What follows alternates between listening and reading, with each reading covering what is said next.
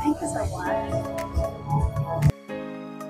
Maraming salamat po sa inyong mainit na pagbati at pagyakap sa akin sa inyong napakahalagang oryentasyon.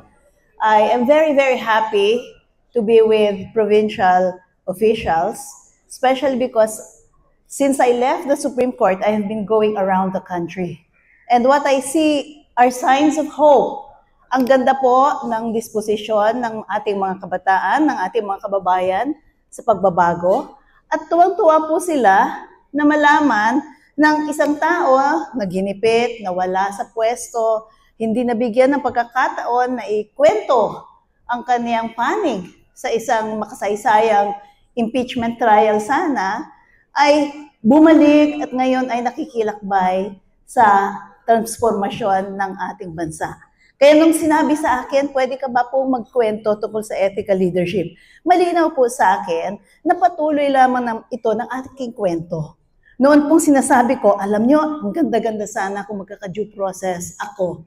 Kung ituloy natin sana ang aking impeachment trial upang ipakita ko na may pag-asa ang bayan.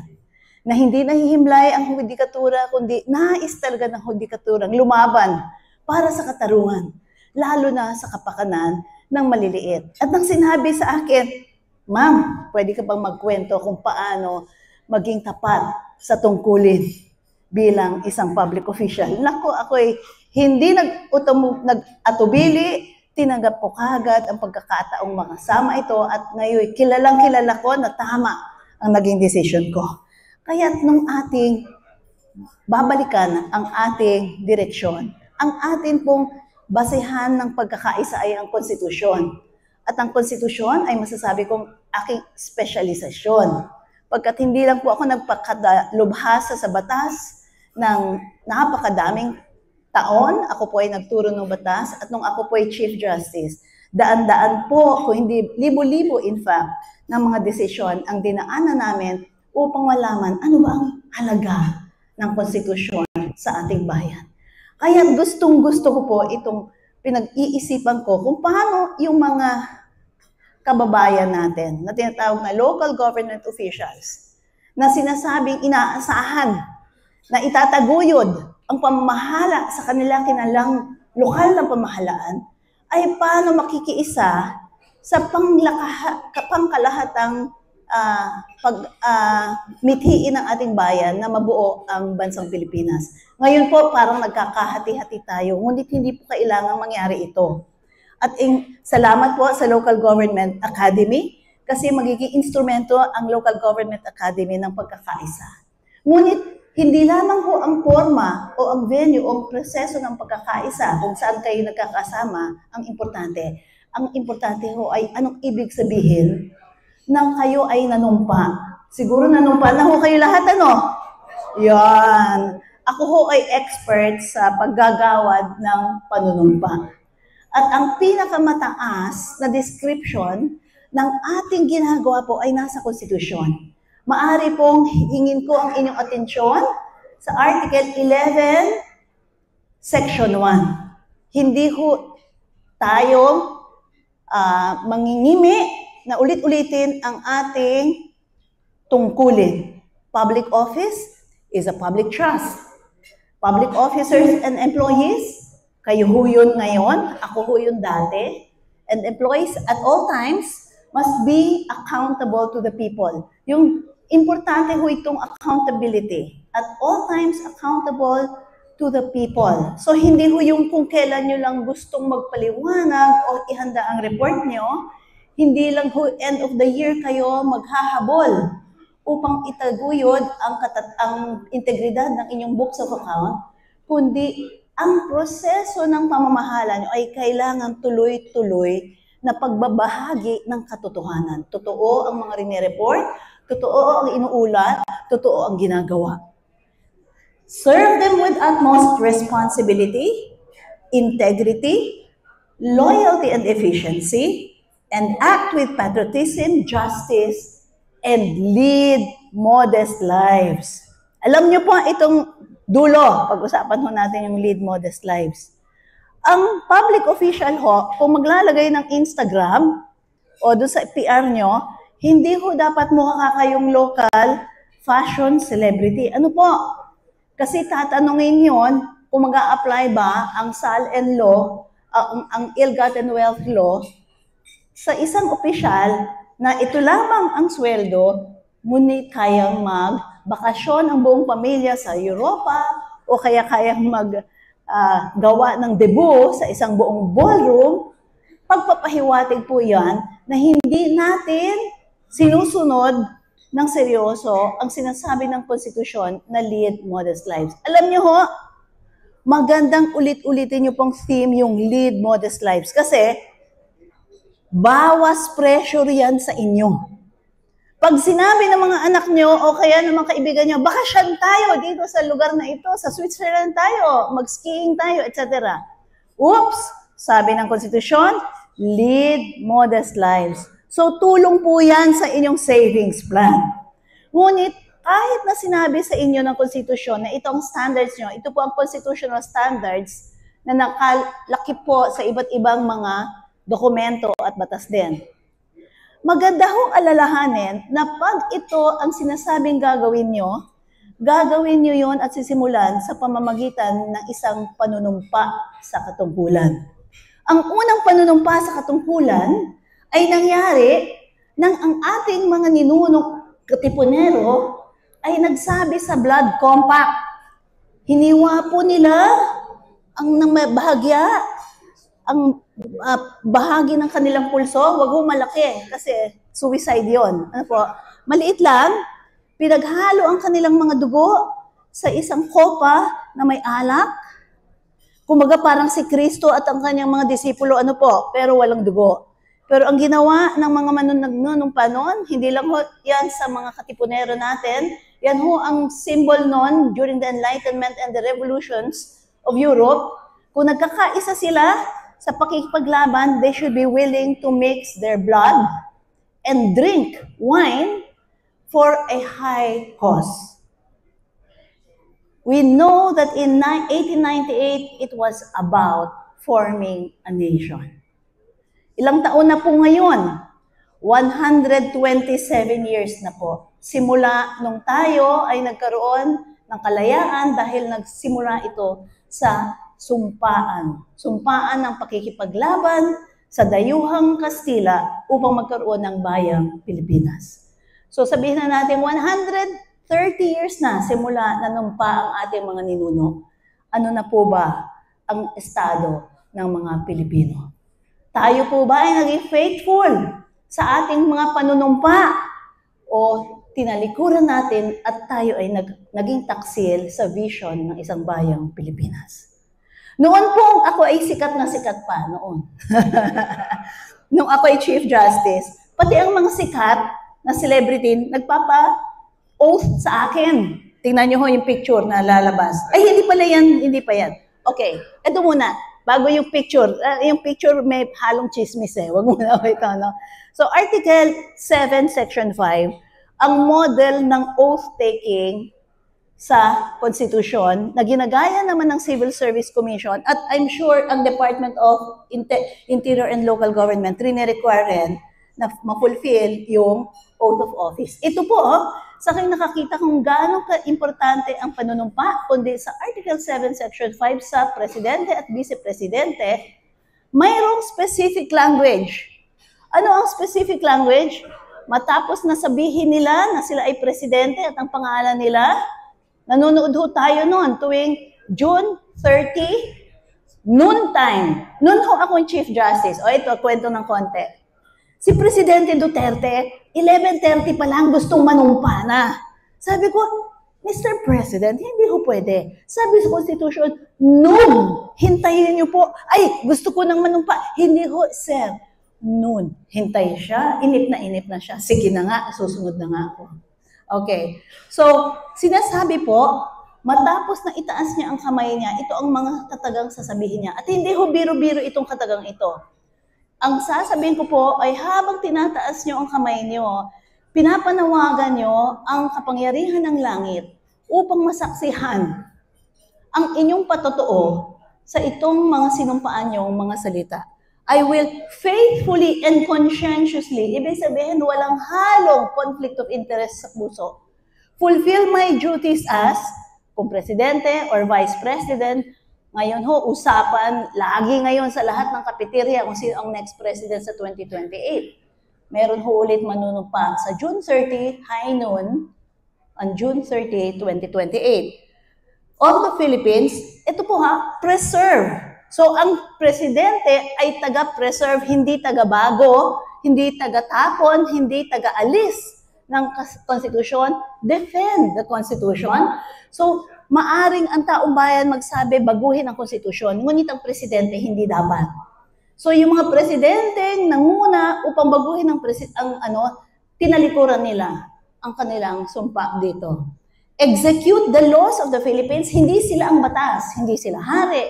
Tapos na yung panahon ng mga hari, sila ay tagasunod at tagagampan ng batas. Do justice to every man. Maging sa kanyang political opposition, kailangan just siya. And consecrate myself. Consecration is a very sacred and blessed act of saying, I am setting myself apart. I am not accepting any conflict of interest. I am considering my service to the nation as a holy call. And it involves my entire being. So, help me God. Ang bigat ho, no? It's like a prayer. Parang priesthood ho. So, kung hindi nyo ho naisip na kung kayo ay nanumpa, ganito ho pala ang act na ginagawa nyo, na para kayong yung mga madre na nanumpa sa cross at nag-o-oblate at nagsasabing, take me all, Lord, I surrender all. Ganito po ang ginagawa nyo.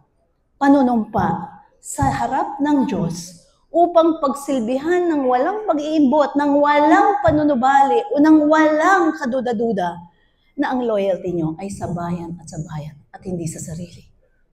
Ganun hong kabigat at ganun kaganda ang oath. Kaya nung ako ay Chief Justice pa, inimbita ako ng National Convention ng IBP. Pinatayo ko lahat sila. Kayong mga abogado, hindi nyo ba alam na kayo ay tinawag upang magsilbi sa isang pinaka-noble profession sa mundo? Ang gagawad ng katarungan sa tao. Ngunit hindi nyo kaya yan kung hindi nyo laging sinasariwa ang inyong oath as a lawyer, which is a sacred act you did. So, several thousands of them stood up and then they recited the lawyer's oath. Nag-iyakan ang mga lawyers na naging jaded na dahil sa pakikipaglaban sa corruption ng system. Nag-iyakan ang mga abogado. Sabi lang, ma'am, ang tagal na namin nakalimutan ang sumpa namin. Ang ganda palang maalala na ang ganda-ganda pala ng aming panawagan, mataas na calling pala ito, hindi lamang ito pagpapakayaman, pagbagiging sikat at pakikipaglaban sa kung sino-sinong katunggali. Ngunit pagsisilbi yun pala at pag-aalay ng sarili. Ang ganda ng nangyari po sa IBP. At ito po, may Tagalog version po, itong ating konstitusyon. Ang ganda rin po, kung kaya nyo i-pattern ang mga oath nyo after this. Ang ganda-ganda. At idagdag nyo pa kung ang mga theme ng inyong probinsya. Kasi siguro may mga theme ang probinsya nyo. Ano yung mga campaign message nyo? Idagdag nyo na din. Gawin yung mas konkreto. Isama nyo na yung mga gusto nyo sabihin. Isumpa sa buong bayan. Bakit po? Powerful act po ito. Hindi ko ito pro forma. Kaya ayaw ko yung pinipirmahan lang sa desk, ibinibigay kung sino-sino at hindi talaga nagagawa ng formal oath. Sa akin, hindi pwede. During my time, lahat ng nanilbihan sa judiciary, kailangan may personal oath, may orientation sa oath, at pagkilala ko nung ibig sabihin ng oath na yon. At tingnan nyo po kung gaano ka-importante yon. To the point na, ayan no? Pati artista, asawa pala ng artista, nagpa-oath. Yan po si Secretary Ralph Recto noon, ano? Siyempre, dapat si Governor Vilma naiintindihan na rin niya. Na po, ibig sabihin, as far as I'm concerned, I was an administrative officer, but I was calling on the heavens to witness, as he was calling on the heavens to witness, that he was consecrating his life, no, as the Secretary of Finance, for the service of the nation. And I do not take these things lightly. I note them down. I pray about them. So ang prayer ko, sineryoso ni Secretary Ralph Recto at ni Vice Governor Vilma at ng pamilya niya anong nangyari. At nung ako po ay Chief Justice, ganito po ang usual na nangyayari sa akin. Hindi ko masyadong malinaw, no? Yung nanay po ay nanumpa, andyan po yung mga anak, andyan po yung mga tatay, nanay.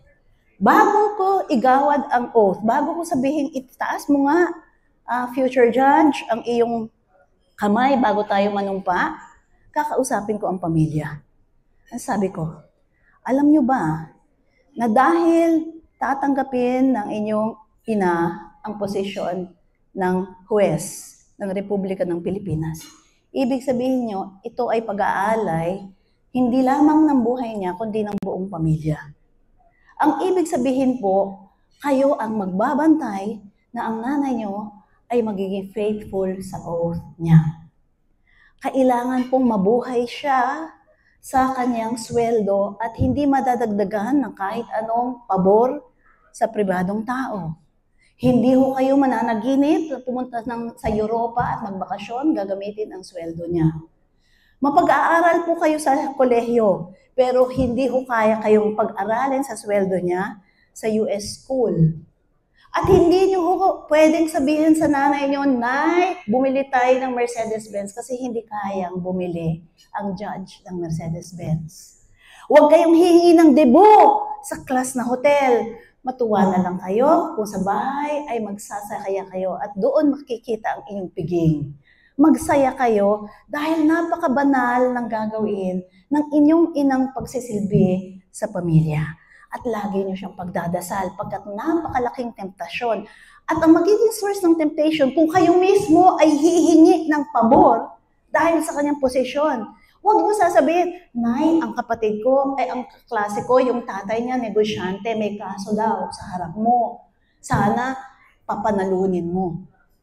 Ginagawa ko po iyon. Nag-iiyakan po yung mga bata at tuwan-tuwa at proud na proud. Sabi ko, bago natin pataasin yung kamay ng nanay nyo, kaya nyo bang gawin yan? Yes, ma'am. Aalalahan ninyo ha, bahagi kayo ng kasaysayan. Yes, ma'am. Na pag ginawa nyo yan, nakamarka ang pangalan nyo sa langit, isa kayong pamilyang nagsabing maninilbi ng tapat sa bayan at tuwang-tuwa ang Diyos sa gagawin nyo. Kahit walang kakilalanan ha, kahit hindi kayo ilalagay sa history books ha, yes, ma'am. Pagkat bumubuo tayo ng Pilipinas na ipagmamalaki ng salinlahi. Naintindihan niyo yun? Binabago natin ang Pilipinas. At ang mga bata, sila talaga ang tuwang-tuwa at umiiyak. Wow, important pala. Ako, ang role ko pala ay hindi props lang sa picture ng nanay ko. Kundi, I am here to pray and guard my mother's integrity and my family's integrity so that our legacy is the legacy of a good reputation and faithful service to the nation. Can you imagine the kind of dreams and the kind of character that can be built up? Kung ang ating pagsisilbi ay hindi lamang pagsisilbi ng isang tao sa bayan, kundi pagkakaunawaan sa buong pamilya na ito ay pagmamahal ng buong pamilya sa komunidad at sa bayan. Halimbawa po, lahat ng kamag-anak nyo, imbis na sabihin, ate, bigyan mo nga ako ng kontrata dyan sa isang mga kontrata sa provincial government. No, araw-araw pinagdadasal kayo, morning and evening. At kwento sa lahat, ang ate ko, grabing provincial governor. Alam nyo, ginagawa niya ito ng buong puso, walang pag-iimbot at lahat ay dahil gustong-gusto niyang umangat ang ating kababayan. Hindi nyo kayang sigurong maisip ang katumbas nagpababasbas ng Diyos sa ating bayan kung ganun ang laman ng ating mga puso't panalangin. Paano matitiis ng Diyos na hindi tayo mahalin at i-reward? He is such a generous God, you can never outgive Him. And I can tell you, all the lives that took their oath seriously are reaping the benefits of a faithful God who is always there to be with them. Kaya nakakatuwa po, no? Ang ganda po ng meaning na ito. Sana ibalik natin yung sacred meaning ng oath.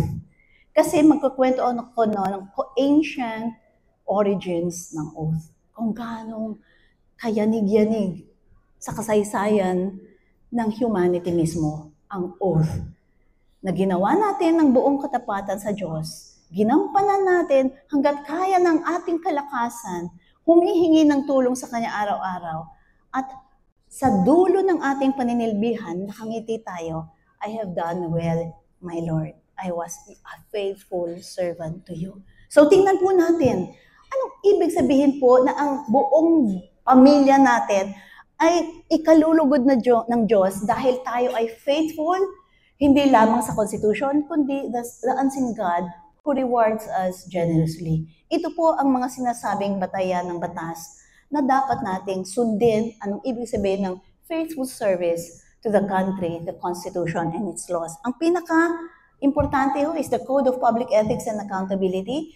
Mahabang-mahaba po yung batas na yon, kaya hindi ko na ho babasahin, kundi isa-summarize lang po, no? Ito ang hinihingi po sa ating standards.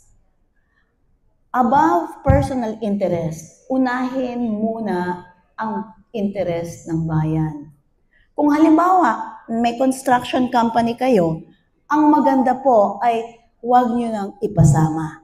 Noon po akong Chief Justice, yung asawa ko po ay direktor sa isang kumpanya na affiliated sa isang computer company that used to bid in the Supreme Court. Ang sabi ko, sweetheart, can you request your sister company? Hindi naman sila majority share, parang may minority share.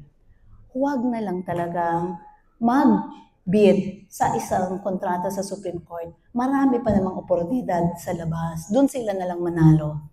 Kasi kahit hindi ako umimik, kahit hindi ka umimik, kahit konting favoritism, yung pagtataguyod natin ng isang reputasyon na hindi tayo mapag-iisipan ng conflict of interest is very, very important. Hindi ko pa ho inasusulat ito. Siguro one day I will write it, pero ganun ho ang request ko. Walang hihingi na kamag-anak, kaya't wala akong lumapit sa akin ni isa during my 5 years and 9 months as Chief Justice. Takot sila kasi sinabi ko maaga, humingi kayo ng, itry yung suhulan kayo, kapitbahay ko lang ang NBI, ipadadampot ko kayo agad. So, dahil ginawa ko na yung message na yon, wala akong nagtangka at all man lang nasabihan na kaya pong bilhin ang Chief Justice. Bakit po? Kailangan pong makita nila na ang interest ng bayan ang inuuna ko at hindi interest ko. In fact, there were 2 cases in which my husband was as executive director of an NGO for the business community. He was sued and he sued. Nandun yung kaso, sa harap ko, pinag-uusapan, syempre nag-inhibit po ako. Sabi ko, hindi ako makaka-partake. Hindi ko kinausap kahit sinong kasama ko sa Korte Suprema, hinayaan ko silang pag-usapan yan nang hindi ako nagbibigay ng kahit anong hint kung ikasasama ng loob ko o ikasasaya ko kung manalo yung asawa ko sa kaso. Tahimik. Unfortunately, talo siya pareho. So, but we praise God na nakayanan nating sabihin na ang Chief Justice handang matalo. Huwag lamang pagdudahan na minamanipula ko ang kaso para paboran ang sarili kong interes.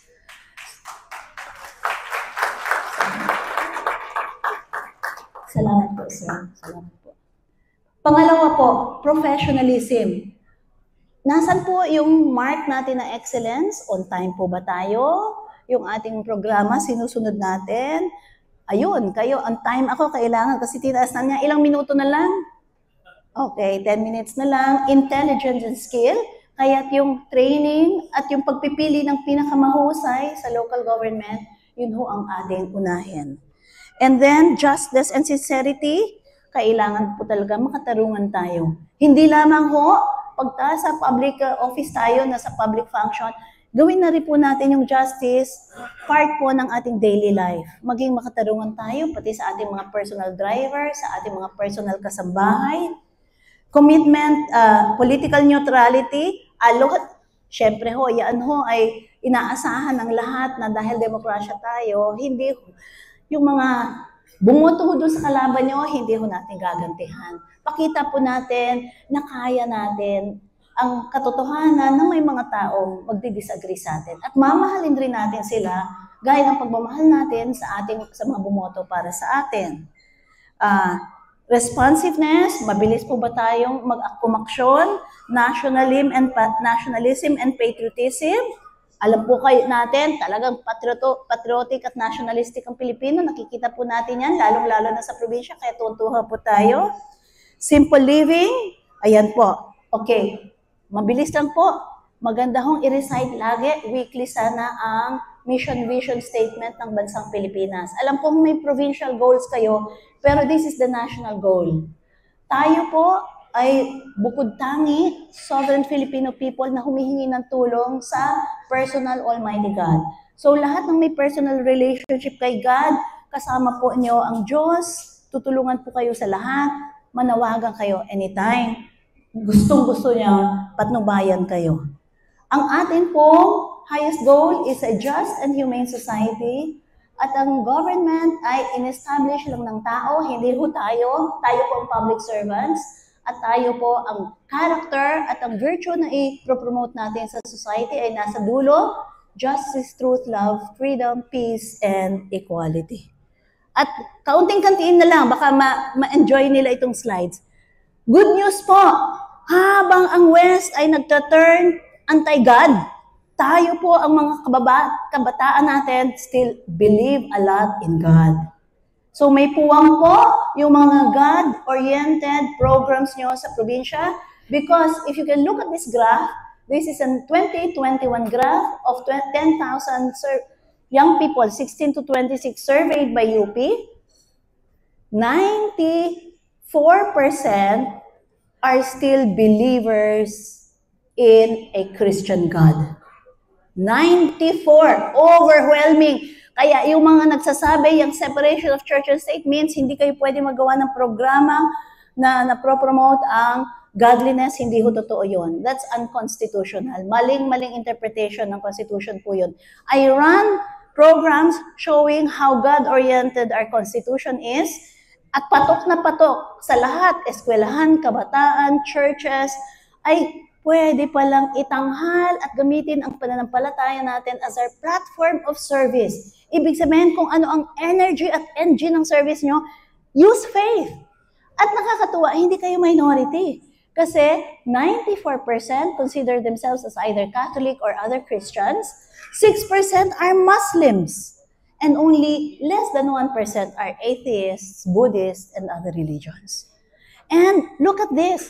Hindi lang sila nagsa-self-identify. Kabataan po ito, hindi yung boomer generation.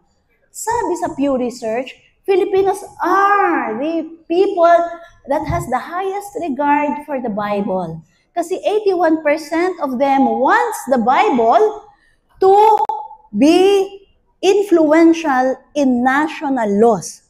Di ibig sabihin pati provincial laws. So you are not wrong if you will push for Christian, godly, universal values.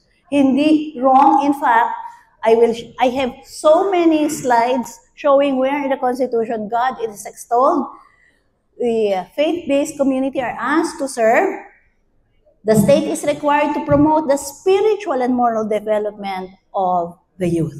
Okay, pero another lecture po yun. Pero I go around the country talking about the fact that our Constitution is demanding a lot from the faith community to be the engine of national development in this country. Ibig sabihin po, ayan ho, alam kong marami sa inyo have strong faith in God. At marami sa supporters nyo come from the faith communities at kayo'y natatakot sa moral decline ng mga kabataan. Use this data. Use the Constitution. Kung kailangan nyo yung specific provisions ng Constitution na magagamit nyo, contact our team. We will help you. Use the Constitution, use the social data to show that a God-centered program is responsive to the people. Hindi ho yan dinedenay ang pagkatao natin. Now, ito po, gusto ko lang pag-usapan ang panunumpa ni Abraham at ni David. Kasi history making po yung panunumpa ni Abraham at ni David. Remember, God spoke to Abraham in a dream and sinabi niyang, Abraham, mayaman kayo sa Ur. No? That's the ancient city of the Chaldeans, Mosul yata sa Iraq. Yon. Lumabas ka, go to a country that I will still tell you. You do not know where. Makinig ka lang sa akin. Just listen to my voice. So he moved from place to place. Hindi siya nakahanap ng final settlement. Pero ito po ang nangyari, no? God said, I will make for you a people, and through you, the nations of the earth will be blessed. Your seed will be the seed of thousands of generations. And according to the New Testament, according to the Christian faith, we are the descendants of Abraham. So the faithfulness of God was displayed when after He died, na-fulfill through millennia ang pangako ng Diyos sa Kanya na i-multiply niya ang mga anak ni Abraham. And look at what Hebrews, the writer of Hebrews of the New Testament said. For by faith, Abraham, when called to go to a place he would later receive as his inheritance, obeyed and went, even though he did not know where he was going. Ang obedience niyo po sa oath niyo, sa faithfulness niyo kay God, dahil nanumpa kayo sa harap niya, hindi niyo alam always ang outcome, but you must obey and fulfill your oath nevertheless. Hindi ibig sabihin mananalo kayo ulit ng next round. Hindi sure yan. But be faithful still. Love your people still. Ito naman po, si David. Lord, ito yung prayer niya. Remember David and all his self-denial. Ito, no? Ito yung kwento ni Spurgeon. He made an oath. He made a vow to God. I will not enter my house. I will allow no sleep till I find a place for the Lord, a dwelling for the mighty one of Jacob. And this is how God responded to their oaths. Ephesians, okay? So ang sinasabi nila, tutuparin ni God ang oath niya. Kasi now, David is also the precursor of whom the Christians call as the Messiah King, Jesus Christ. God will always be faithful to His promises to you. If you made an oath sincerely on June 30, you may want to renew it, ulitin nyo. And this time, say it like a prayer. You can be sure that God will fulfill His part of the bargain. He's God. He can never be unjust. He can never be powerless. He can do what He can do mightily through you. And according to Ephesians 2:10, if you have given yourself to His Son, you are already His workmanship. So you are a governor being made in the image of God, and the work in you is not finished. He will prepare for you works that are mighty that you will fulfill. The richest province in Mindanao, done. The wealthiest agriculture in Visayas, done. The cleanest tourism area in Luzon, done. Highest literacy, highest nutrition improvement, done. God can do that. God can do much more than you ask Him. And because He is a faithful God who will always fulfill His part of the bargain. And totoo rin ito pati sa Quran. Even in the Quran, to the Muslims, God is a faithful promise keeper. He in the Surah, yan, 589, okay? Allah makes clear to you His verses that you may be grateful. Guard your oaths. Tutulungan kayo at titingnan ni Allah kung anong ginagawa nyo sa oath nyo. Okay. So, my last message, sorry, tapos na daw. Tips na lang ha. Ito na lang. Be a successful oath keeper. Alam nyo, kulang ang mga anak natin, ang mga ama at ina na tapat sa kanilang panunumpa nung sila'y kinasal at nung bata pa yung mga anak, naaalagaan ng mga anak. But this time, in the public sphere, prove yourself as faithful oath keepers. Ito lamang, no? Take your oath as a covenant to God and country. Consider it as an oath of the entire family and clan, kung very close-knit yung clan nyo. Understand that there are specific standards and obligations within that oath. Hindi lang yun one-page paper na sinasubmit sa DILG. Ask help from colleagues and community to be your accountability partners. Whether you're Catholic, Evangelical, Mainline, Protestant, be in the habit of having accountability partners. Humingi kayo ng tulong at counsel. Maghanap kayo ng mga wise people na mahihingan nyo ng tulong.